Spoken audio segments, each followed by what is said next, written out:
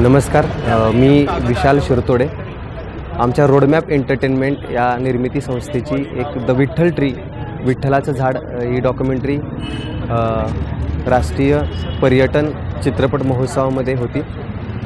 त्याचं सिलेक्शन झालेलं आणि त्यानंतर आज आम्ही या फेस्टिवलला आलो, स्क्रीनिंग झालं। सर्वात महत्त्वाचं म्हणजे की परबन्ना फाउंडेशन आणि या संस्थेचं जे फेस्टिवलचं जे नियोजन होतं ते खूपच भावलं आणि सर्वात महत्त्वाचं त्यांची जी संकल्पना होती की पर्यटनावरती महोत्सव होऊ शकतो, चित्रपट महोत्सव होऊ शकतो, ही संकल्पनाच खूप आवडली। कारण या फेस्टिवलमुळं अनेकांपर्यंत सिनेमाच्या व्हिज्युअलच्या माध्यमातून वेगवेगळ्या पर्यटनाची माहिती या फेस्टिवलमधून होणार आहे।